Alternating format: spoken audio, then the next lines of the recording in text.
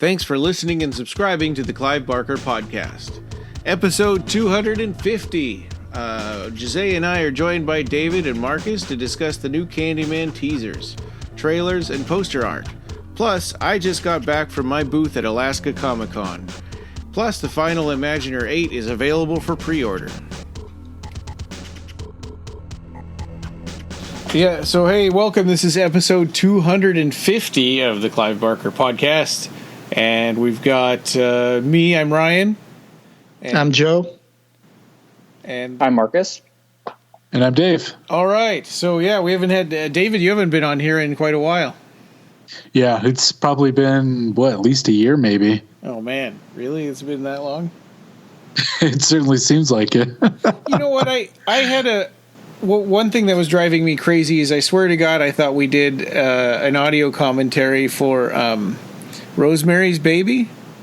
Uh-huh. But then I searched through all of our episodes and I couldn't find it.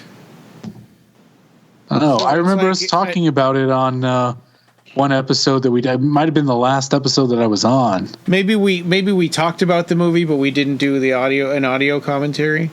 I think we did. That's what it is. Yeah. Maybe, yeah.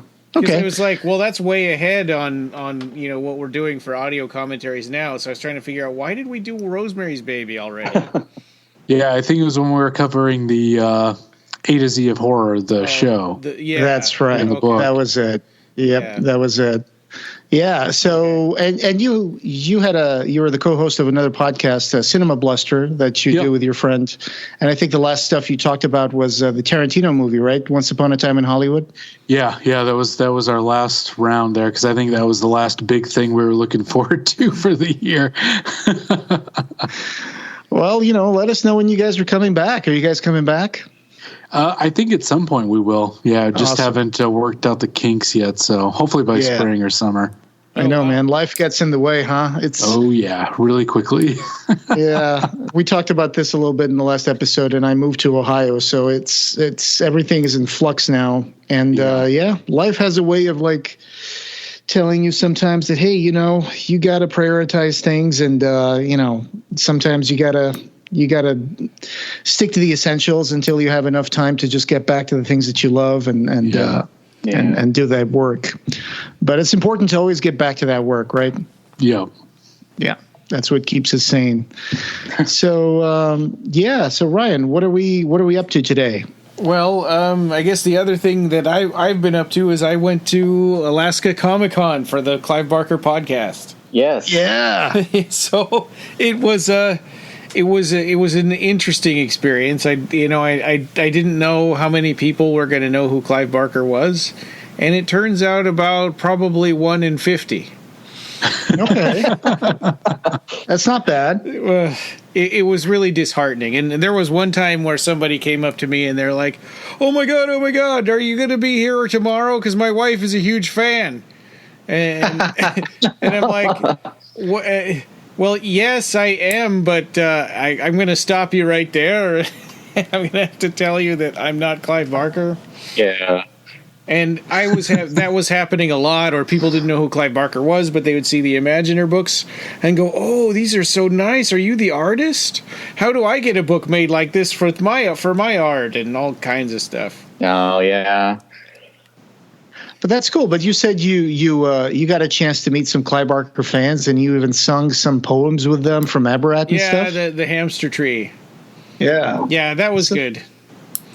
That made up for a lot of the annoying ones. All right. Have some 20-year-old that would come up to the booth and be like, I'm going to be honest with you, I don't know what any of this stuff is. Can you explain this to me? At least they were interested. Yeah. Or you could just move along. Well, that's good. Yeah. I mean, at least they're going there and they're taking an interest in it. So that's a start. There and they were really late letting us set up. Like we got there, they opened it up at 5, but then they were still tearing everything down from the last show. So it wasn't until 8 o'clock that I got to set up, and then I got all finished setting up at about 9 o'clock, and I'm like, hey, where are we going to plug our stuff in? And the guy's like, oh, there's no electricity. Oh no! But I made this whole big slideshow, and I was going to have a TV up and that would kind of give people an idea of who Clive Barker was, so I wouldn't have to explain it all the time.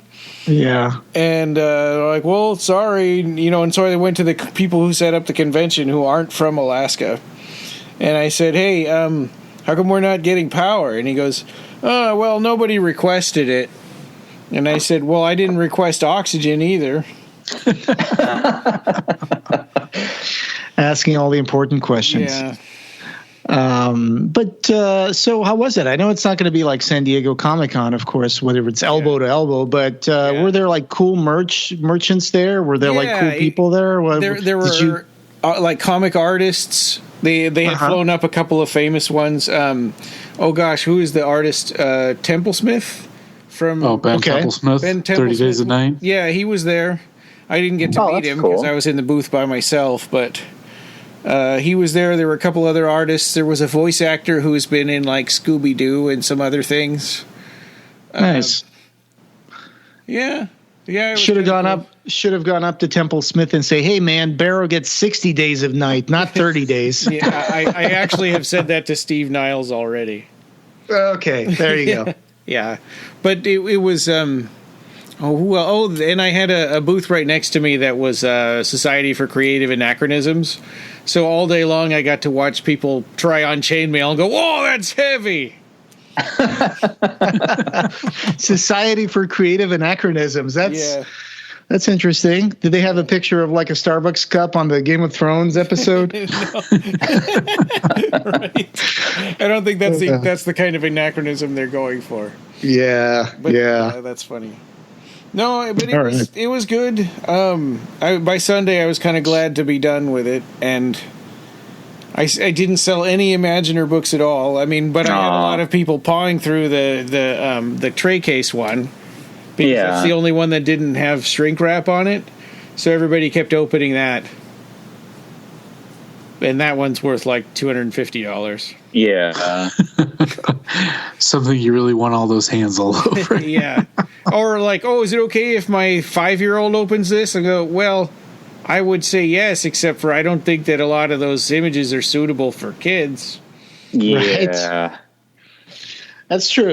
Even though Imaginer 1 and 2 kind of is dominated by Abarat paintings, but still there's a lot of those in there that are kind of like, I mean, we grew up watching all sorts of classical paintings with like all sorts of breasts and butts and nudity and stuff. Yeah. We turned out okay. Yeah, that's true. Yeah.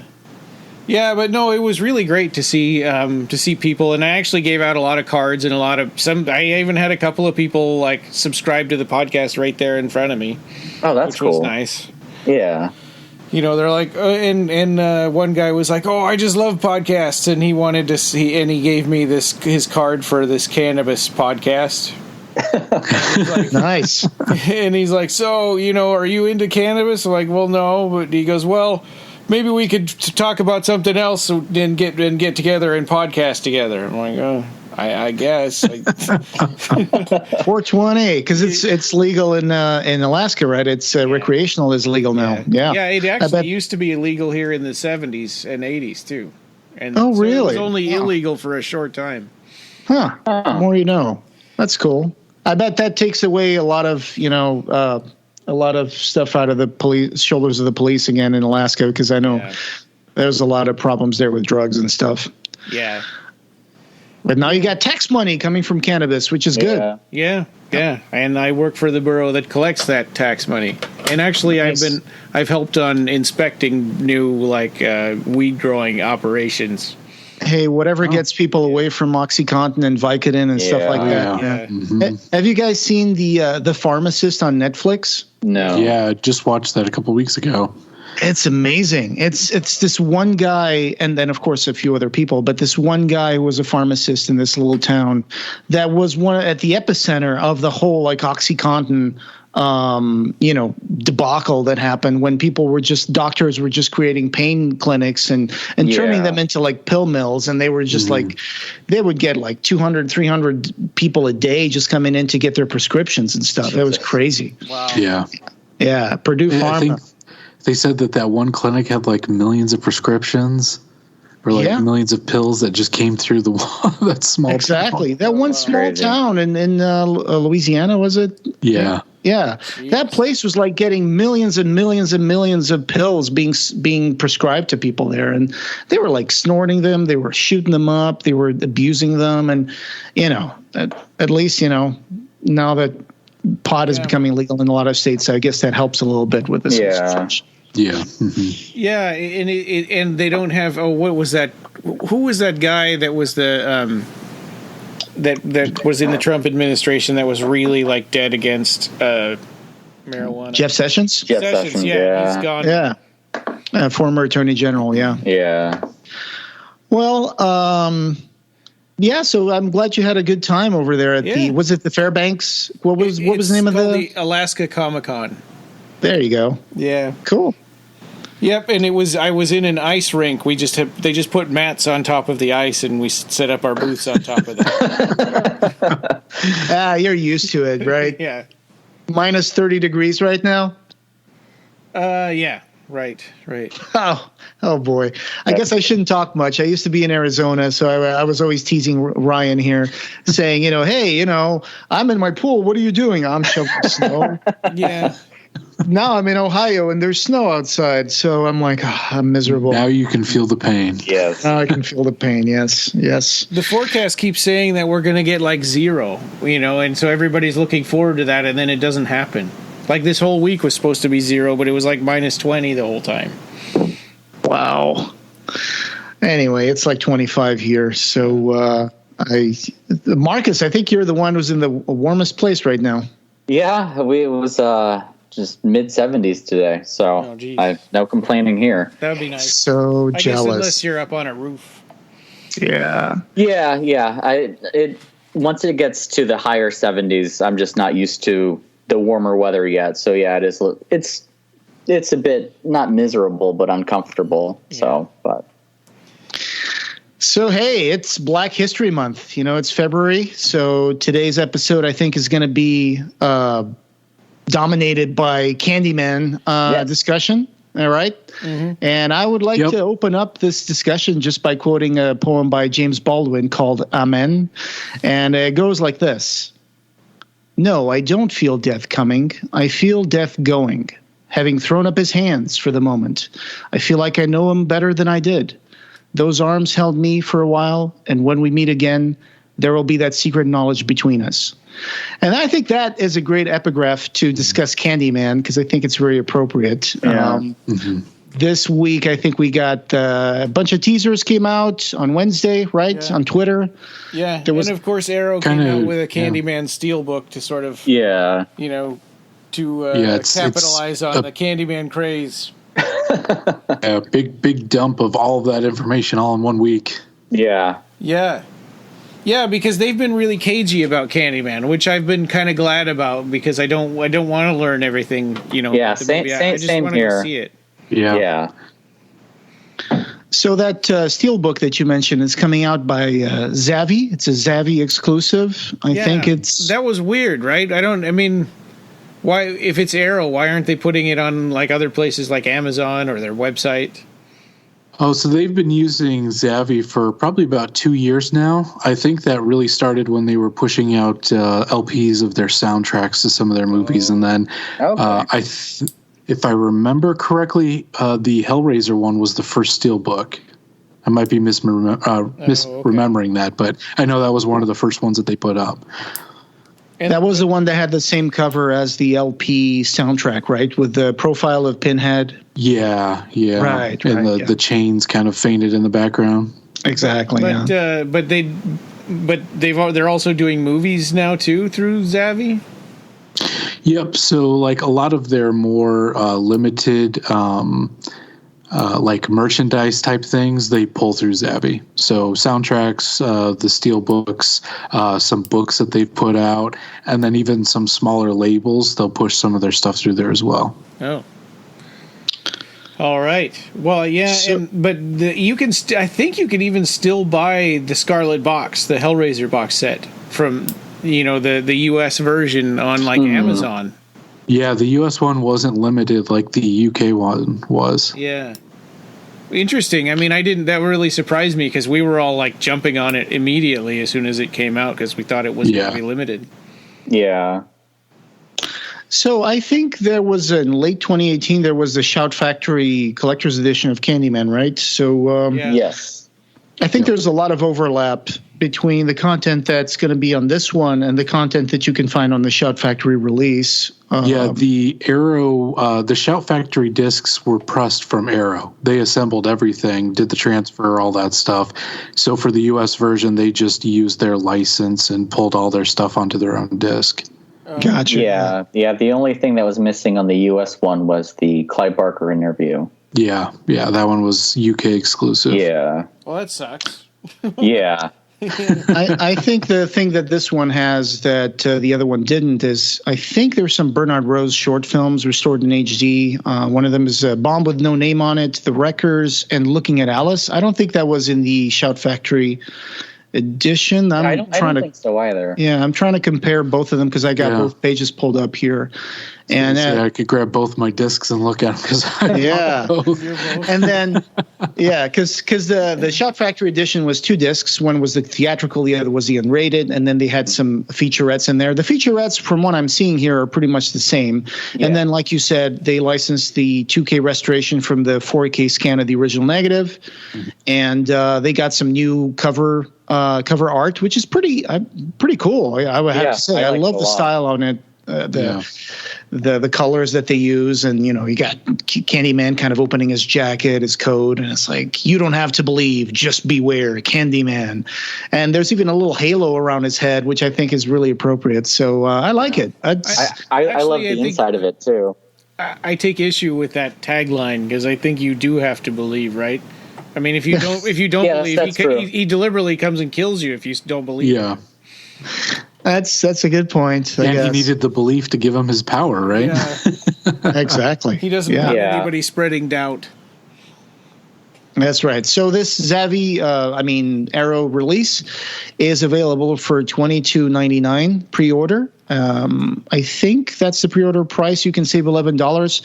Otherwise, if you buy it once it comes out, it's going to go up to like $33.99. So you can save $11 if you pre-order it now, and it's going to come out in March 9 of this year. So it's just a little over a week away, so you can still pre-order it. Yep. Yeah, and it's really cool design. It kind of reminds me a lot of the I don't know if you guys are familiar with Cavity Colors. Yeah, sure. Oh, yeah. Yeah, it kind of reminds me of that style because of the colors and everything that they use. Yeah, the artwork they do for T-shirts and stuff like that, it's pretty reminiscent of that.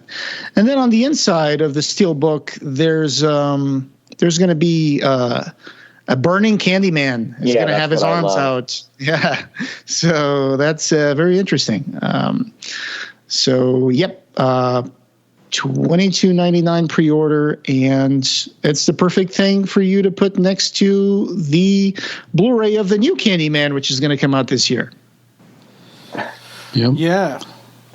And so they started with a teaser, right? And what we saw first was just the poster for the new Candyman, and it's a big long hook with honey all over it and like a bee landing on it. I think it's very minimalistic. Yeah, that's what I was going to say. Very minimalistic, but effective. Yeah, but it's interesting that they put honey all over it instead of blood. Yeah, well, it kind of ties into the origin that they used for the Bernard Rose film, but well, I don't know, Go ahead. Oh, I was just going to say, I like that they used the honey instead of the blood. It's just more appealing, and there's just something different about it. I don't know, when I saw this teaser, I kind of lost my mind. I was like, oh yeah, I want this poster. In some ways, it's reminiscent of the first Candyman, which was also a little minimalistic. It was just an eye and a bee, and then the white background as well. Oh yeah, that's right. Yeah. So yeah, it's it kind of drinks from the same fountain there, and it's a spiritual successor to the 1992 movie. Yes, it's not a remake as some of us thought before. And I appreciate that in the original movie that the backstory of Candyman was just one of the stories that people told about him. One of the things that gave him power. I mean, and then we kind of take that as the true origin story only because the sequels made it that way. Yeah, they kind of solidified that. Yeah. So there was a social media Twitter campaign just before they released the trailer, which is like a 2-minute, 20-something second trailer, so it's pretty long. But they had like these 6-second teasers that they were like posting on the Twitter account, and they were asking people to tweet Candyman's name 5 times. It was like, write Candyman like 5 times, and we will send you another teaser. It's a real test to see how superstitious you are. Right. It's like, I don't care what they're going to give me. I'm not doing it. Yeah.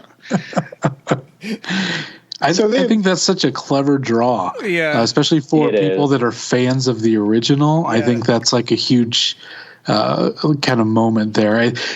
Honestly, I thought it was one of the coolest ideas I've seen since, like J.J. Abrams, when he started doing the whole mystery box stuff online and everything. I thought it was pretty enticing.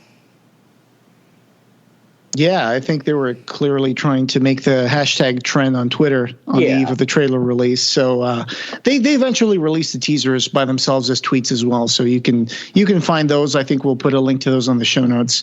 So the trailer was pretty good. I got to say, it didn't spoil the movie. Yeah. It was enough to make me very, very interested in the film. Yes. It showed just the right amount of like Candyman in there, and I'm pretty stoked. So, David, it looks like you're okay. Yeah, your microphone was muted there for a second. I don't know if you did it by accident. Oh, yeah, I was just taking a drink of water. Didn't want it crinkling with the plastic. Oh, okay. Because the last thing you said, you got cut off like by a second or so I didn't know if that was an accident. Gotcha. Okay. But, yeah, the trailer was interesting. I thought the one thing that bugged me was them opening it with those high school girls reading saying Candyman's name into the mirror at the school. Mm-hmm. It kind of felt like, okay, what's happening? Is this a teen slasher? Which is not. Yeah, that's not what you expect from. I know Jordan Peele's not the director; it's Nia DaCosta, and I don't really know much about her. Mm-hmm. She did the film Little Woods, which I will say was one of the best movies I saw in 2019. Oh, really? Oh, wow. Okay. Yeah, it's fantastic. I think the use of teens is just because they're I don't know if you guys share that experience, but when I was a teenager, there's all this like gossip stuff going around, and there's all these like urban legends that I think teens are a perfect breeding ground for stuff like that. Like Typhoid Mary and whatever. Let's play with a Ouija board or whatever. Yeah. So, and then I have to say it's really funny that. So the protagonist of this movie, I think, is Baby Anthony from the first movie, the sacrificial baby. His name is Anthony, and we know his mother, is it Anne Marie, is there because you see her, the actress. Yeah, right, it's the same Vanessa Williams.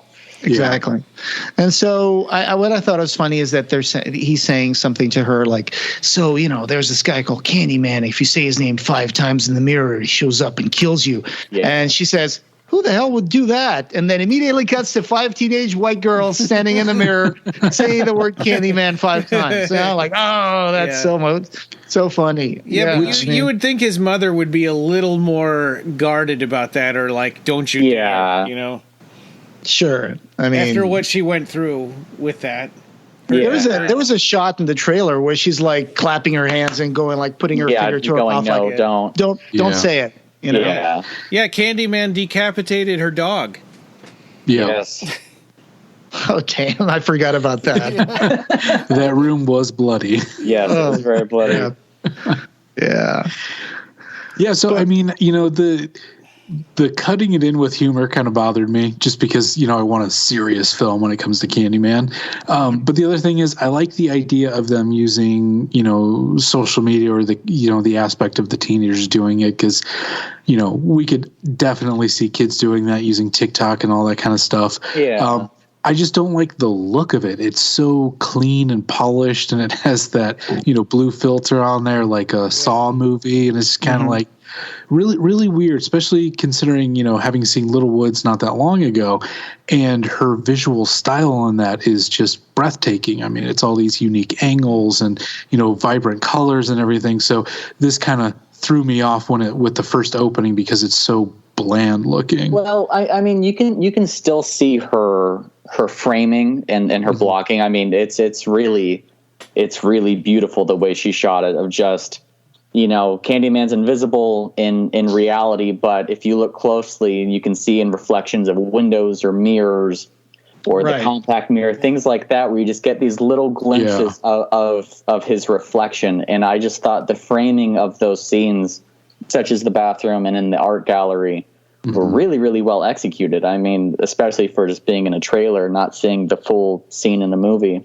Yeah. But I do agree with the actual with the color and just the cleanness and the sleekness, but maybe it hasn't been color graded yet, or and it's really just that scene. Like, that scene just really seems to stick out of the rest of the trailer because the rest of it looks less polished. Yeah, the bathroom with the girls.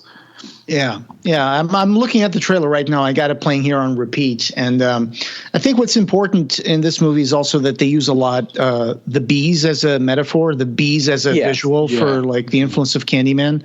And I think there was a leak early on from like allegedly some sort of what do you call it? Test screening that someone came out saying that there was a leak, and I'm not sure if we can rely on that or not. But there was this thing about the bees being there because there's going to be something called a hive, and whatever. There's going to be different, different Candymen, and so I don't know.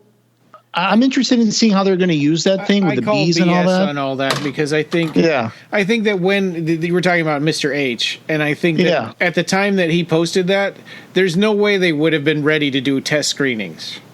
How long ago was that? That was months ago, I think. So anyway, I think the movie, I agree with David when you said that, you wanted it to be a little more gritty and stuff. It seems, though, that there are parts of the movie that's going to get dark really fast. And anytime they show like the exploration inside the abandoned buildings of, I'm assuming what's left of Cabrini Green, like it definitely has that kind of look, and the violent, the action sequences and that kind of stuff. Like, that's why just that one scene at the beginning just kind of throws me off, because it doesn't visually fit with the rest of what we're seeing. But, well, I mean, it might be like an artistic choice of starting the movie being very clean and almost being representative of Anthony's psyche, in that he hasn't been down that rabbit hole yet, and maybe as he goes deeper into the urban legend of Candyman and delves into that darkness, that heart of darkness, maybe that's when the movie becomes more gritty stylistically. Yeah, starts to visually degrade along with them. See, that would be great. Yeah, because I know amazing. like Hostel did that. Like, Hostel started very colorful, and then as the movie progresses, it gets desaturated. All the colors are gone. It gets very almost like chromatic and very dingy and dirty. Yeah, that's a good point. So, in this movie, I was looking at the trailer, and another thing that I thought was very, very cool was, so it seems like they're very, and this is, okay, let me just start this over. I'm sorry. Okay, so one of the things about this trailer that I also liked is that they bring back Cabrini Green. And there's a parallel kind of thing between this guy, Anthony. He's also taking pictures of the graffiti. He's interested in the legend of Candyman, just like Helen Lyle in the first movie. So there's kind of that parallel with her. And, they even use the same logo font for Candyman, the same one from the original movie, where you got the letters are all angled, and like the C looks like a honeycomb because it's like a 6-sided letter and all that stuff. So I like the fact that they brought all that stuff back, that they didn't just try to go too far and create a whole new visual for it. And like you were saying, Marcus, there's great shots of Candyman where you don't see him really, but you see him like reflected in the window, or reflected in, or you see a shadow, but he's not there, but he is at the same time. Mm-hmm. So there's a scene of a gallery murder where Anthony apparently is doing an exhibit of pictures. And I think, David, you mentioned something about his face. He has portraits made of Daniel Robitaille or Candyman or whatever that's supposed to be. Yeah, and there's one that looks like it's a self-portrait of Anthony, because when we see that moment when he sees his reflection, and it's not the old tattered clothes of Candyman, but it's like the more suede jacket and the white collar shirt underneath it. So it's that outfit, that costume, but the face looks like it's all swollen, like an allergy or bee stings or whatever. That's one of those things that when I saw that, I was kind of like, okay, I'm really starting to dig this. Yeah, that's a really unique idea that wasn't utilized in any of the other films. I want to bring up something here because you mentioned the outfit that Candyman has in this movie, and or at least the images that we see of him, and he's wearing like all white. He's wearing a white shirt, white pants, and then he's got the coat on. And it's interesting because Jordan Peele doesn't do anything, without having some sort of meaning behind it. And I was looking at the meaning of, white clothing in African Americans, and it has a complicated history of American slavery. In African traditions, the color has a lot of meaning spiritually. In Santeria, for example, the initiates are required to wear dress in white for 1 year. They use white for baptisms and funerals in the South. Right, when you see people, doing the New Orleans funerals, and usually they're dressed in white. Yeah. It also has a lot to do with voodoo culture. It's a sign of purity and modesty. So voodoo practitioners dress in white. So I don't know how much of that is going to be involved in this, or symbolic of that culture. So it's interesting. I think that's he doesn't do anything by accident, right? Yeah. So this movie is coming out like on June 12th of 2020. And, it's close to Juneteenth, which is also known as Freedom Day or Juneteenth Independence Day. It's the American holiday that celebrates the announcement of the abolition of slavery in Texas. There's all that meaning behind this stuff. Yeah. So again, it's Jordan Peele, and I know some people have been leaving some nasty comments on our Facebook page, and they're saying stuff like, there was one guy, and I don't think it was in our page on Facebook, but it was on a post that I did on a group, and he said something about, I don't know why Jordan Peele even is interested in Clive Barker since he's a white guy. And I know, and then there's stuff like, I'm not going to watch this because Jordan Peele is racist. He says he's not going to cast any white people in his movies. Yeah, I was really surprised to see people saying stuff like that too, because my experience, talking with you guys and stuff is that I thought that Jordan Peele's movies were pretty universally loved, and I was surprised to see all these kind of nasty comments. And I've only seen the one. I've only seen Get Out, but I thought it was great. Yeah. Yeah, I mean, he didn't say that he was not going to cast white people in his movies. He said he probably wouldn't cast a white lead in his movies, which is completely different. Yeah, he said that he's seen that his whole life. That's how it's always been. So right, and he's a director. He can do whatever he wants. Yeah, and he has brought out like some of the most praised performances from the cast that he's selected. Like, I don't think we're really in any point to judge who he casts and puts in his films. Absolutely. Yeah, it's weird. And it's like, it's almost like, racists trying to turn it around and make it, put it on somebody else. Yeah. So anyway, but yeah, so there's also a lot of ideas from people in comments that I saw on Reddit and other places on YouTube. People saying, I'm so happy that they brought back Tony Todd to be Candyman again. And it's like, that's the other thing. I think people have, I might be wrong about this. I mean, but I don't think I am. I think there's a little bit of a misconception because back in like last year, back in May or something, Tony Todd was caught on camera talking to some guy in a convention, and he said that he had a phone call with Jordan Peele and that he was going to be involved in the movie. And he's listed on the IMDb page as Daniel Robitaille, but I don't think that he's Candyman in this movie, right? I think, or if he is, he's going to have a brief sort of cameo as the spirit of Candyman before it becomes.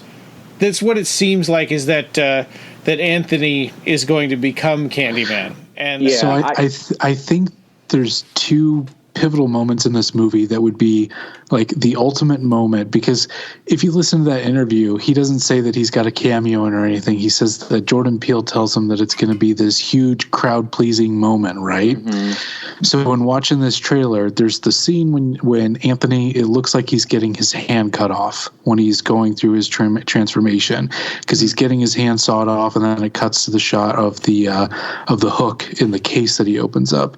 So it could be that's Tony Todd that's there doing it, or because we know that the plot is about this transformation and everything, that it could be that at the end of the movie he fully transforms into like a reincarnated Candyman now that he's made Candyman a boogeyman again. Mm-hmm. Well, and another interesting thing is that Helen is going to be in the movie too. Yes, not played by the same actress, but then that opens it up to, well, she's dead. So what? And if this is a sequel, is she going to be like another sort of incarnation of Candyman, like another Candyman spirit? Uh-huh. Yeah. Plays into the whole hive theory, though. Yeah. Yeah, there is a shot in this trailer that's like inside an abandoned church or some sort of space, and you see a woman there dressed with a nightgown, a white nightgown, and it looks like her skin is completely burned. Yeah. So I would imagine that's what you're talking about. And one of the things I particularly like about that too is that you got the same style of graffiti on the wall saying "Sweets for the Sweet" with the same, and you have this like this doorway with the mouth painted over it with the face, framing the doorway, just like we saw it in the first movie, just like it's mentioned in the Forbidden short story. So I'm really happy that they brought back all these elements from the previous movie. And, not how Candyman 3, Candyman 1, of course. But I think I'm stoked for this, man. It's like, why not? It's great to see like a Clive Barker property being put back in the forefront of, horror, right? Yeah. And we do need. Oh, go ahead, David. I was just saying, we do need to talk about the lack of Clive Barker on this movie. Yeah. Considering that, like, any movie that's remotely similar in any way to a Lovecraft story, like, even if it's a sentence in it, gets H.P. Lovecraft's name tattooed all over every poster and everything. And same thing with Stephen King. So it's just kind of like, man, when are they going to start bombarding, the general populace with Clive Barker? Yeah. But they didn't do it with the original Candyman either. Yeah. Yeah. They do mention this movie as Jordan Peele's Candyman. Yeah. And, there's people who are upset about that. It's like, why is it not Clive Barker's Candyman? Blah. And it's like, well, I guess I understand, because it's not really the story that Clive Barker wrote. It's like it's a sequel to a movie.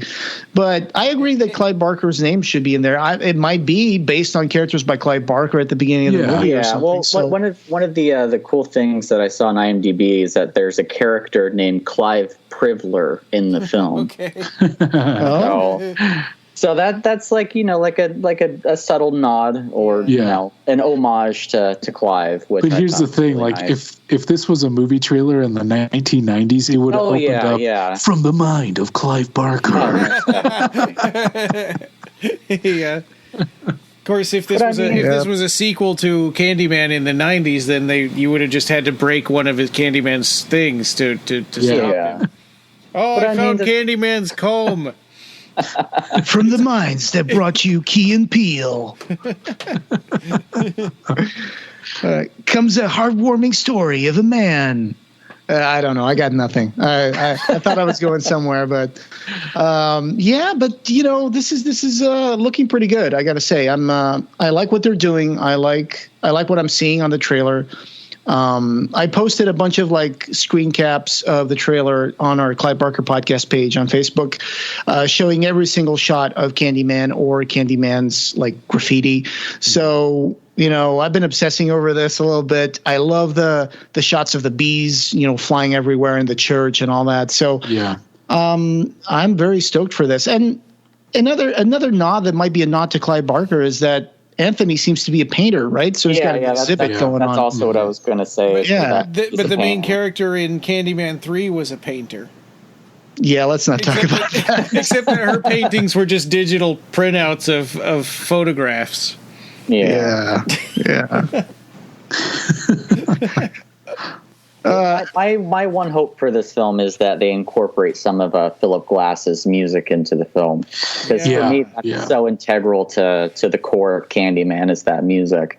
Yeah, I watched the Destiny's Child just didn't do it for me. I watched it today at work with just one like AirPod in, and so I didn't really notice the music at all. Was there any classical, or was there any score at all, or just that one song? They had like an underscore of some of Philip Glass's work, but it was the main score was a remix of "Say My Name" by Destiny's Child. Oh, okay. Well, that's right. Which is weirdly appropriate. The music it worked. Yeah, because "Say My Name." I mean, I don't remember if Candyman says "Say My Name" in the first movie, but no, he doesn't. He says "Be My Victim," but but "Say My Name" is perfect. It's much more gothic in the original. Yeah, and they're using that as a hashtag as well. So "Say My Name." On the poster, it says "Dare to Say His Name," but it's just single words stacked on top of each other. So it's 5 words. So it kind of echoes the saying Candyman 5 times. Yeah, the beat of it. Yeah. I'm stoked about this, man. I'm stoked. Same here. And there's some interesting on Reddit. There was a discussion thread about the trailer, and there were some interesting comments from people with Tony Todd experiences. I just want to share a couple here with you guys. One guy called Siolet 3 days ago said, "I met Tony Todd once back in 2000. Really nice guy. He was picking up a book he'd order at Barnes & Noble. I was lucky enough to be working that day. Excuse me, sir, are you the Candyman? Not yet, but keep saying it." I then awkwardly laughed while trying not to shit myself. So that's one of the stories. That's awesome. That's pretty cool. And and of course, I want to bring up this little bit of trivia too that I had on my notes, because apparently Tony Todd, someone was saying, I hope Yaya is going to make some money just like Tony Todd did. What was it, $1,000 a pop? And then I looked into that and I was like, Tony Todd. The bee stings. Yeah, he said that in The Guardian in 1992, he said something about negotiated a bonus of $1,000 for every sting during the bee scenes, and he got stung 23 times, so he made $23,000 just out of that. I'm just hoping that they use real bees and not just like CGI bees in the film, because that would really take me out of it. It's just seeing CGI bees everywhere. CGI bees in Candyman 3, those were pretty awesome. Yeah. But all the bee shots that they had in the trailer look great. So yeah, I know they do look good. Yeah. So hopefully that just carries over. Yeah. So people just swatting at nothing. Oh, I know. Birdemic. Oh God. That movie. Did you see Birdemic 2? Oh no. There is Birdemic 2, it's kind of just as bad, and then at some point it just ends. It's crazy. I heard the director of Birdemic ended up making a sandwich shop in California. So hey, weird. Really weird. History of success. Yeah. So hey, and have you guys seen any other good movies recently? Well, I didn't see a good movie, but I just watched Exorcist II last week. Okay. How was that? Oh my God, it is so terrible. I'm watching it just to prepare for Exorcist III because I just feel weird, seeing them out of order. But it is so bad, and it's got Reagan as a teenager through the whole thing, and there's she's got a psychiatrist that has a machine that lets her share Reagan's dreams by putting like a headband on herself and a headband on Reagan, and there's like wires and flashing lights, so it's got hypnosis, and then she gets to see Reagan's dreams, and they recreated the scene where Father Marin gets killed. Because he died of a heart attack or something, off camera in The Exorcist. So they recreated that scene using an older Reagan with much worse makeup. and Father Merrin's old person makeup wasn't very good either, and I don't know. It just, and there's a lot of flashbacks to what happened in Africa, and there's a lot of like locusts, like they're the sort of the focus of the movie, because Pazuzu is the king of the evil spirits of the sky.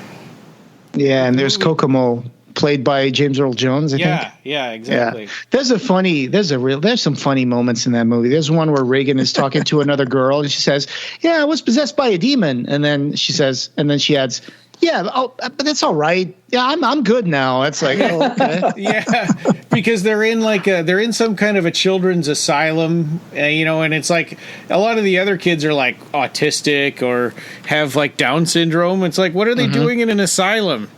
Yeah. I saw The Lighthouse.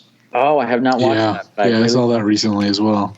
And holy crap. Wow, I really recommend that. I saw The Lighthouse, and it kind of sticks with you for at least a day or two, and you're like, oh my God. Very Lovecraftian. I think it's based on really sketchily based on a real story of two guys who ended up dead in a lighthouse in England, I think. But this story is just absolutely nuts. It starts out, you don't know what you're getting yourself into, and then, turns out lighthouse workers really, really need structure. If they don't have structure, things fall apart real quickly. Yeah. I think that's the point of every lighthouse horror movie I've ever seen. Yeah. When they don't have shit to do, everything falls apart. Right? Yep. I watched the other night Knives Out, and that was really, really good. Oh, I heard good stuff about that. Yeah. Yes. No, it's I watched it by myself, and I literally stood up in a room of just two cats and I clapped because I loved it so much. It was just like, It was that good. Knives Out? Yes. Yeah. All right. I think I'm going to rent that tomorrow. I've heard nothing but absolute praise for it. Yeah, I highly recommend. Awesome. I'm gonna look at that. It's very meticulous. The turns of the plot, like you think you know what the movie's like, and then like 20 minutes in, you're like, oh wow, this is not the movie I thought it was going to be. Wow. And it's really smart. It's subtly political. I don't want to give away anything else besides that, because I think that is an integral part of what the film's about. But I really recommend it. And it's still in the theaters, right? No, you can rent it or buy it. It's on VOD or whatever.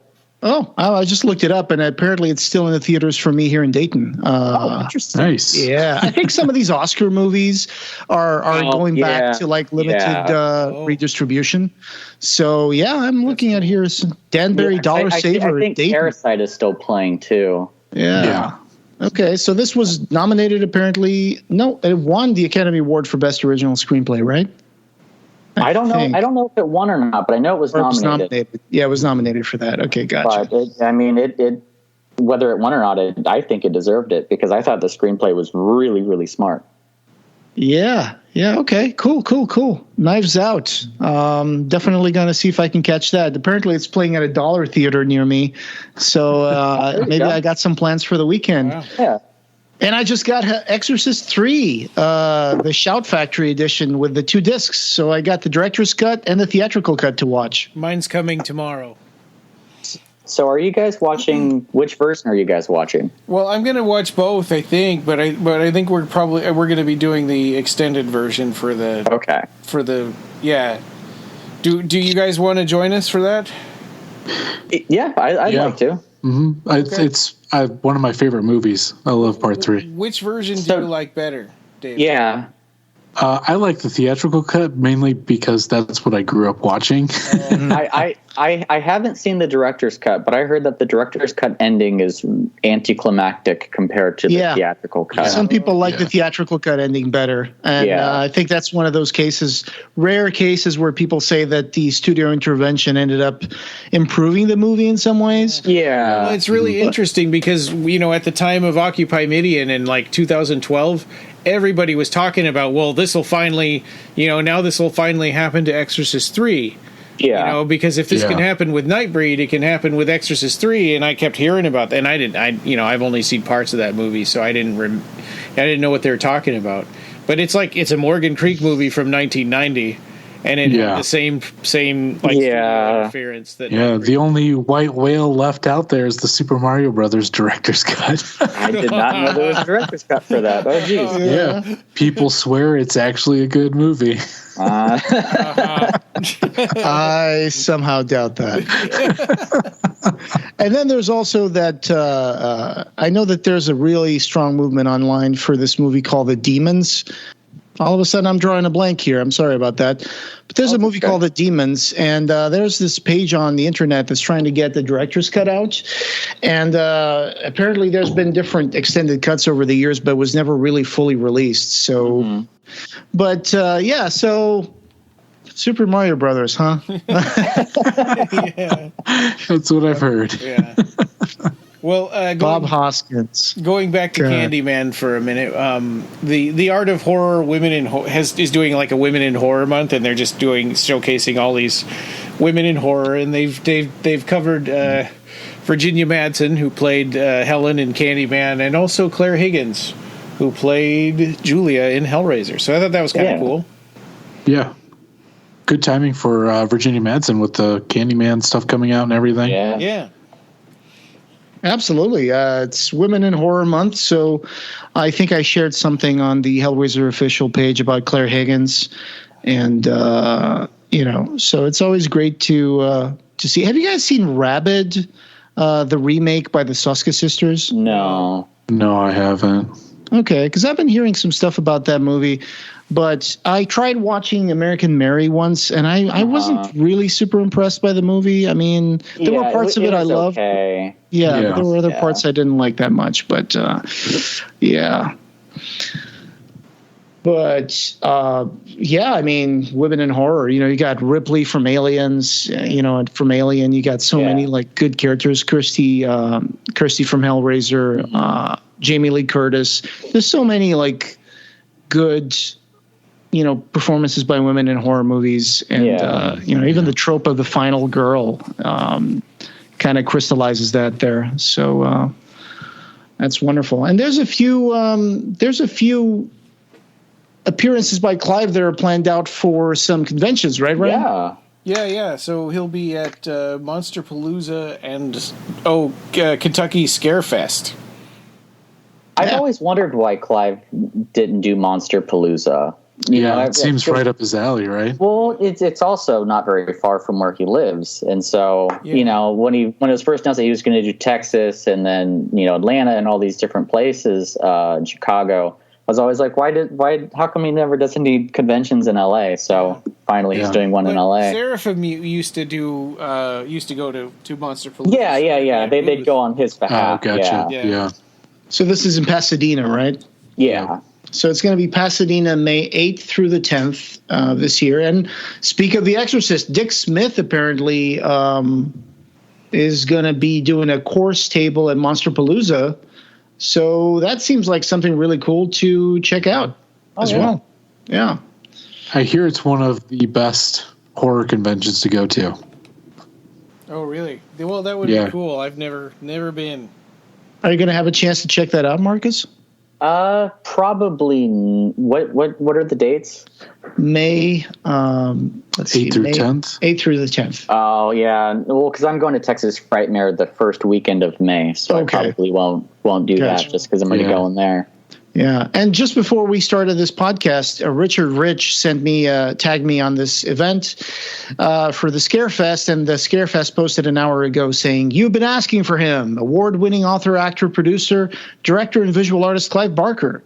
So they say they're going to have him at the Lexington Convention Center in Kentucky, October 23rd through the 25th, 2020. So still plenty of time to get tickets. They're already up for sale, apparently. But I'm interested because Ohio borders Kentucky. Yeah, I was going to say you got to be pretty close, right? Yeah.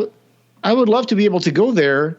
So hopefully my situation now that I moved to Ohio, things are a little tight right now because, you always spend a lot of money moving and, my wife is working, but I'm looking for a job right now. But hopefully as soon as things fall back in place, I would love to go to Kentucky and check this out because my wife has family in Kentucky. So it's a good excuse to go there, spend the weekend and maybe try to sidetrack a little bit and go to Lexington and check out Clive Barker at the Scarefest. Yeah.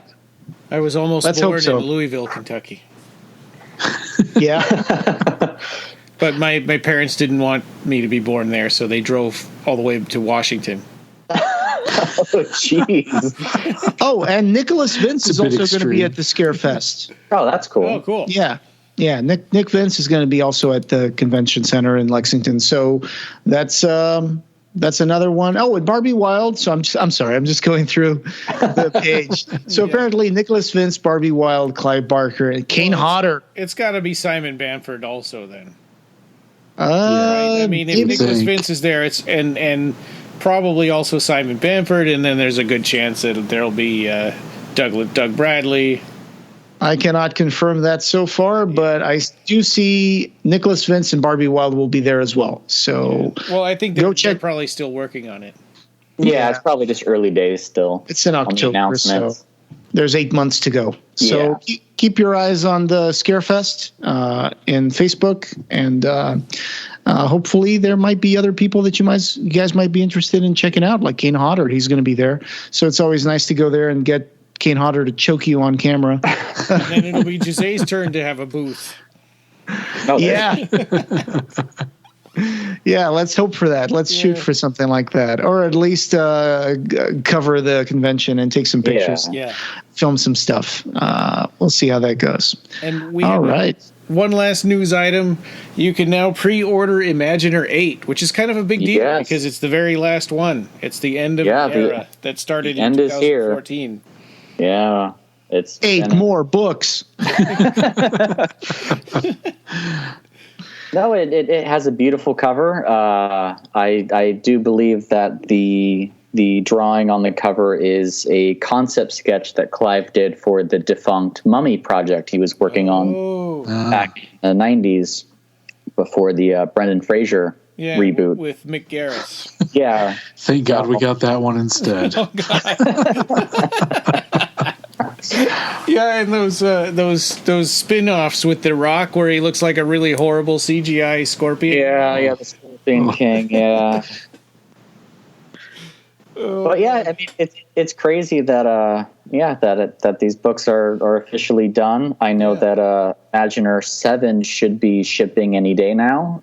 So people should be expecting to get those copies, and I know that Phil and Sarah said that Imaginer 8 is going to be shipping right on the heels of 7. So right when they're done shipping out 7, they're going to start shipping out 8. So it's officially done. Pre-orders are up now. And this year we're going to be covering all of the Imaginer books. Yes.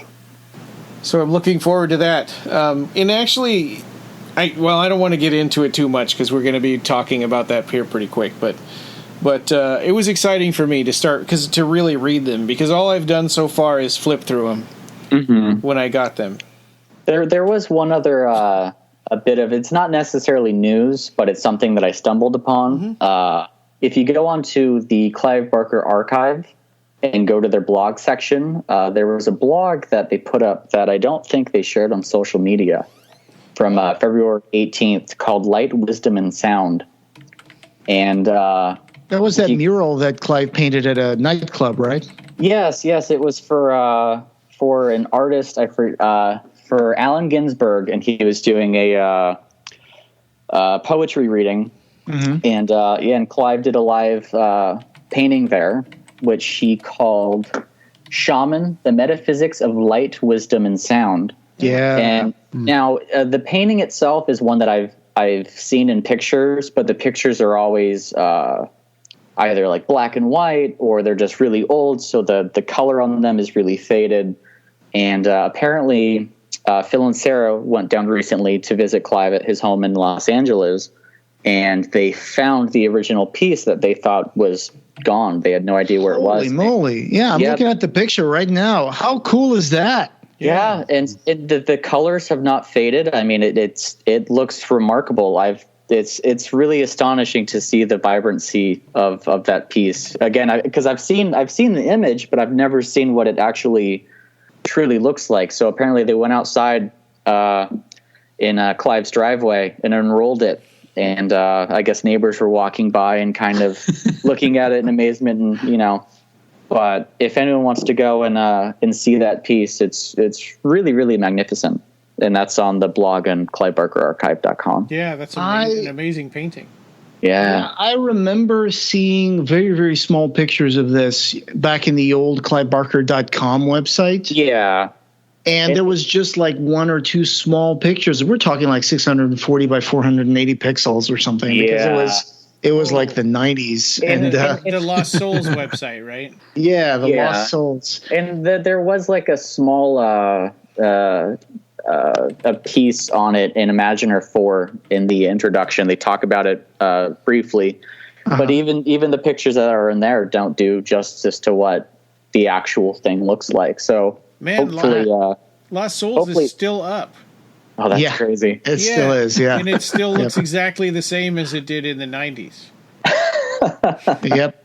They've changed. They took out some sections of it, but it's still up there. I was actually on it right now. I was trying to find that because I remember there was some stuff there mentioning that while Clive was painting this mural, and I'm talking by memory now from the 90s. Yeah. I remember he's saying that he started painting this guy, and then he was sitting on something else, and then he turned it into an egg, and so he changed it while he was painting it because But it's great that they got this picture here in the blog. I'm looking at it right now. Look at those vibrant colors.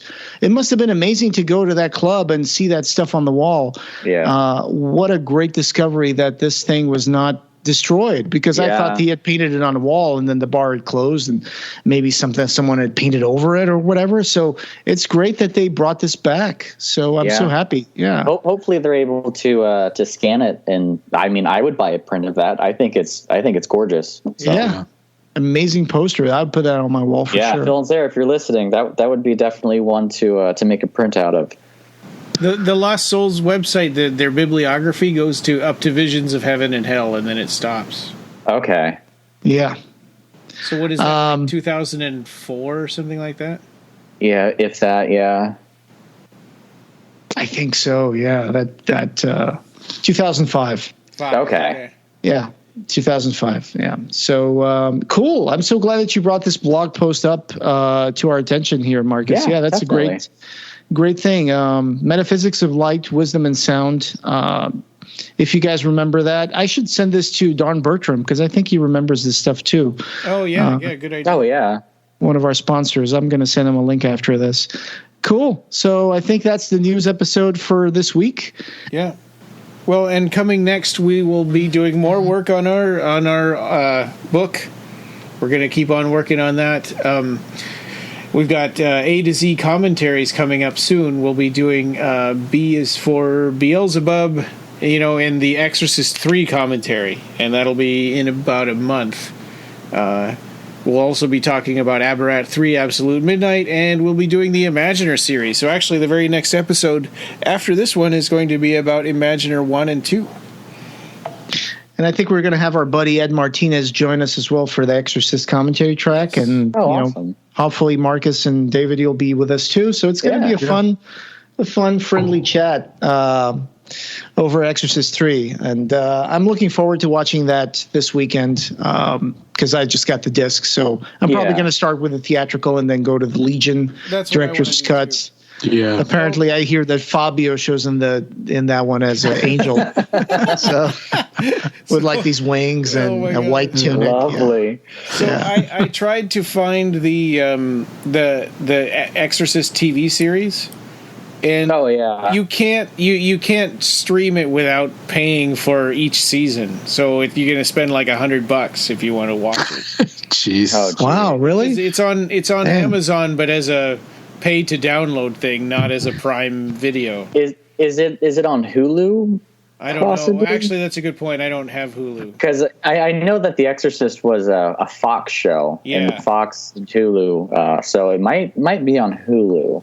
Well, maybe it's on Disney Plus since they bought out Fox. What was strange is that they said that the TV show was just Regan, and now her daughter was the one that was having problems. And now, why can't they just leave Regan alone? Why can't she have a happy ending? There's down the grapevine, there's talk that there's going to be another Exorcist film on the works. So, yeah. It is on Hulu, by the way. Yeah, that's what I was just going to say. Yeah, and I don't know. I would think it would be a cool thing for something like Blumhouse Films to work on that Exorcist project. So let's see what happens there. And anyway, not starting any rumors, but I do hear that there's an Exorcist film. Yes, I am. There's an Exorcist film probably in the works right now. So we'll see what happens there. Okay. All right. Well, in this podcast, having no beginning will have no end. You can find the show notes for this episode and join the discussion over at www.clivebarkercast.com. We've got an archive of past episodes, news, features, and reviews, along with all the ways you can connect with us. You can subscribe on every other place you can find podcasts. Share your thoughts with us, and share our podcast with your friends. The Clive Barker Podcast, or BarkerCast, is an independent editorial podcast and news blog that's not affiliated with or under contract by Clive Barker or Seraphim Inc. This is a labor of love by the fans for the fans. Thanks for listening.